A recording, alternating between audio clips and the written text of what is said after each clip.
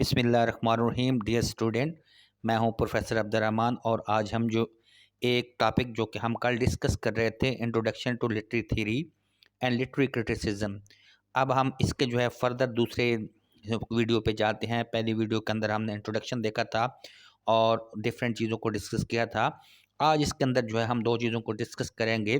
पहले जो है एटमोलॉजी जो है हम देखेंगे। क्रिटिक जो है ये जो वर्ड है ये इसकी हिस्ट्री क्या है, ये कैसे आया, इस तरह जो है हम इन चीज़ों को देखेंगे।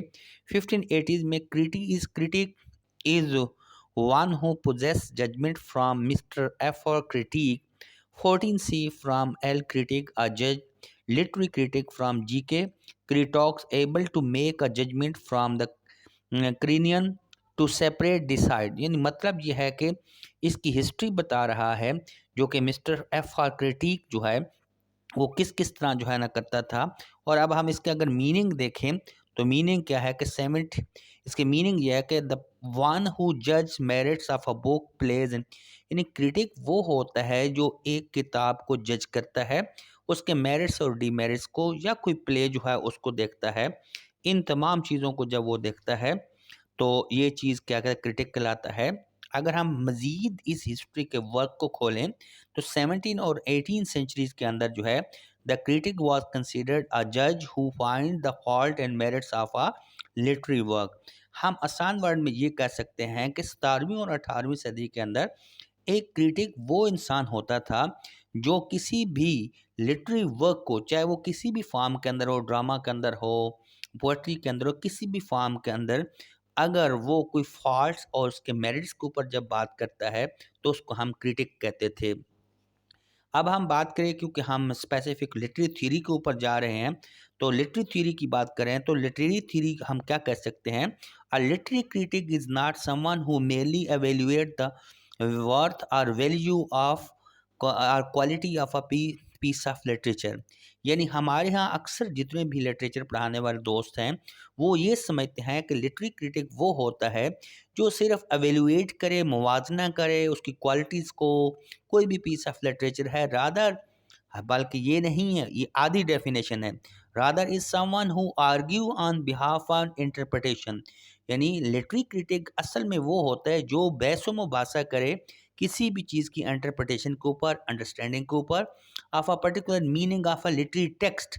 क्योंकि टेक्स्ट के अंदर विद इन टेक्स्ट जो है बहुत सी अनालॉजीज होती हैं, बहुत सी अंडरस्टैंडिंग होती हैं जिनको हमने समझना होता है। इसलिए वो ये कह सकते हैं कि टेक्स्ट को समझने के लिए विद इन टेक्स्ट चीज़ों को भी समझना पड़ता है। The task of literary critic is to explain and attempt to reach critical understanding. अब लिटरेरी क्रिटिक का यह है कि आपने क्रिटिकल अंडरस्टैंडिंग क्रिएट करनी है और इसके साथ साथ जो है उसको वजाहत भी देनी है।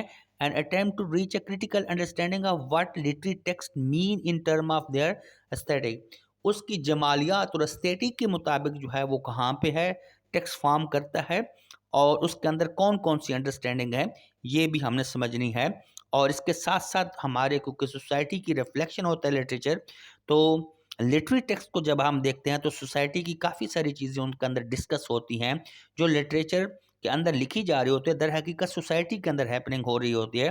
तो उसने इन सारे कंटेक्स्ट को भी साथ रखना है, जैसे कि सोशल है, सोसाइटी के अंदर है, पॉलिटिकल है, कल्चरल है, और स्टेटमेंट है, और सजेशन है। इन तमाम चीज़ों को जो है क्रिटिकल भी देखता है, तो ऐसे को लिटरेरी क्रिटिक कहते हैं। फर्दर जो हम इसकी डेफिनेशन को देखते हैं, a literary critic does more than simply discuss or evaluate the importance of a literary text। यानी एक जो है एवेल्यूएट करने के साथ साथ उसकी इंपॉर्टेंस को भी देखता है। A literary critic seeks to reach a logical and reasonable understanding. जो मेन बात जो अभी हम समझे हैं कि लिटरेरी क्रिटिक वो होता है जो कि किसी लॉजिकली या क्रिटिकल जो है रीजनेबल रीजनिंग पे पहुंचता है, जो उसकी अंडरस्टैंडिंग पे पहुंचता है। तो हमें पता चलता है for not only what text author intend to it make mean। सिर्फ हमने आथर की अंडरस्टैंडिंग कोई नहीं करना बल्कि हमने अपनी तरफ से भी देनी है what different culture and ideology rendered its capable of meaning।